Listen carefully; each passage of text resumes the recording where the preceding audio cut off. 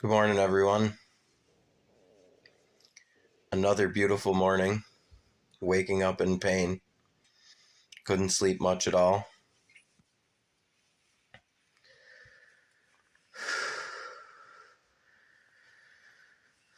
The pain is pretty agonizing.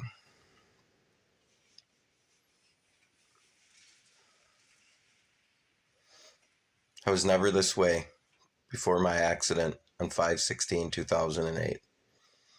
I never woke up in pain. I never hurt like this. I never could not sleep. I could never not rest. When I went to bed at night, I woke up rejuvenated, ready to go. Now I wake up angry, violent. PTSD kicks in really bad. I cannot explain to you how bad my PTSD is. There's certain things that trigger it, and it causes me a lot of mental anguish and a lot of mental hurdles, should you say, or something I have to work through. It's unfair what someone else's actions did to me.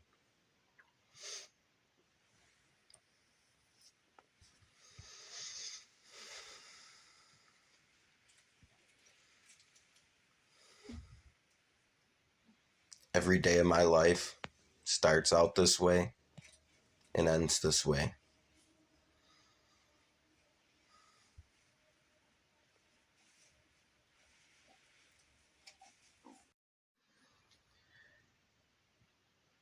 So is this quality of life that I live? This is all caused by someone else's negligence, recklessness, and carelessness. The actions that day have consistently caused me a lifetime of pain.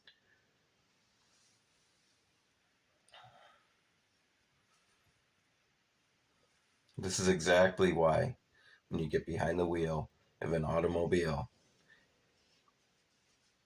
you must not be intoxicated.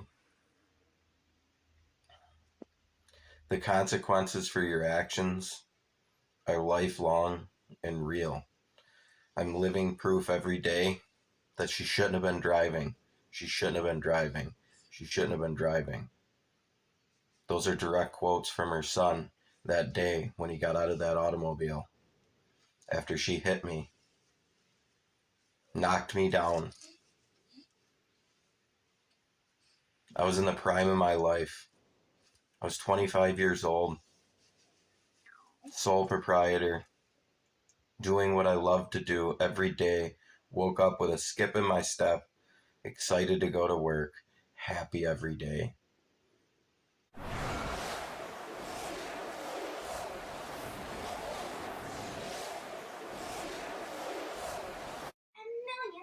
Well, I managed to get a couple cups of coffee in myself and some medication, should you say. So now that I up and moving and my back's still bugging me pretty bad after my Father's Day, whenever I go to family functions or I go to church or 4th of July events, it really bugs my neck, especially the left side. Gives me migraines, gives me headaches so bad. The pain just starts burning in the back of my neck from obviously looking around, looking up, looking down, talking to people, moving around. For instance, in church, just that time where we're sitting and standing and kneeling, oh my, it hurts my back so bad.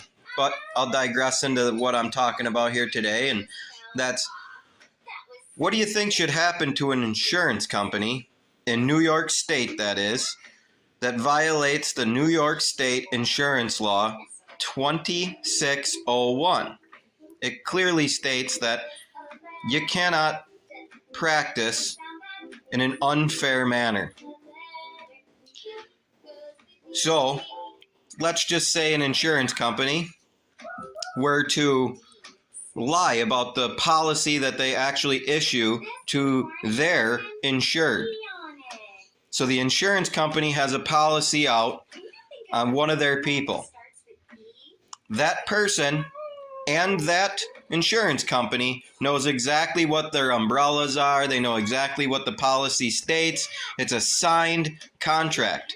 Now, do you think they can go into New York State Supreme Court and falsify those documents and claim that their policy is less than what they actually issued to the defendant? Do you think that it's fair if they're allowed to falsify that information and unfairly present the case as a lower monetary value than they actually have at hand? I believe, and the law, I'll clip the law in here, 2601 New York State Insurance Law.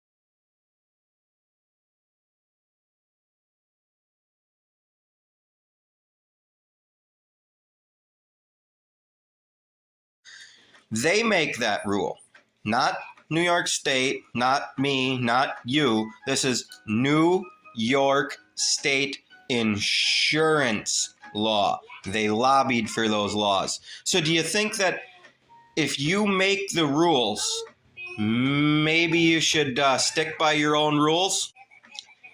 And I think that something needs to be done about insurance companies that perpetuate this type of situation and use it as a business practice. I would call that corporate greed. How about you?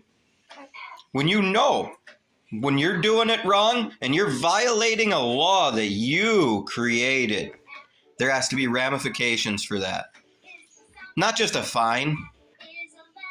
There needs to be something done about that. You can't just go around lying to a court system, huh? So let's look at this in a different manner. So if you were to have a known policy with a person, known, you know, they know, everyone knows what this is, and you go into court and you claim and you falsify and you put out the narrative that it is lower, 3, 4, 5, 8, 10 times or more lower than the actual policy that you issue or they issue. That's perjury of the court system. What do you think? So how is it fair that an insurance company can get away with this type of action? Well, I'm going for a little ride. Gonna head out and go do a couple of things with my wife, go do some errands, some running around. So I wanted to take a moment to say, as the summer heats up, as temperatures get a little warmer, I have a soap that my wife makes. Now, some of you may or may not know, but my wife is the owner of cannaworks.org, and you can go over there and get all sorts of non-CBD, non-THC soaps and chapsticks. What my wife has here is this Ecto Cooler. It's hemp seed oil saponified and scented with terpenes. No CBD, no THC, won't get you high, just gives you euphoria. Ecto Cooler. I'm telling you, when it's like 95 degrees out, 100 degrees. Now, after this past week with all those cattle dying, you don't want to be one of those heat-stroked cows. So, me as a fat cow, this is what I use on a hot summer day. I climb into a cool shower and I lather up with some Ecto Cooler. I love it on the summer days. It's one of the things that I find most relaxing is late in the summer, or late in the day. Jump in a shower that's kind of cool. Lather up with some of this. Kind of relax. Close your eyes. Let it take you. The experience of your scent, because your nose is directly connected to your brain. Direct. It will take you to a different time. You'll smell this and it'll take you to a different time. Trust me, the euphoria off the soap is wonderful. The cooling effects that you'll receive when you lather up, sit on your body, let the aroma, the air, let that air start to really like come into take deep breaths while you're doing it. And then after a while, you'll start to relax. You'll notice your heart rate comes down. You'll notice your anxiety starts to drop. It takes a couple minutes. Inhale, exhale. Inhale, hold, exhale, hold. Now that is money information. Get you some of that. Cannaworks.org.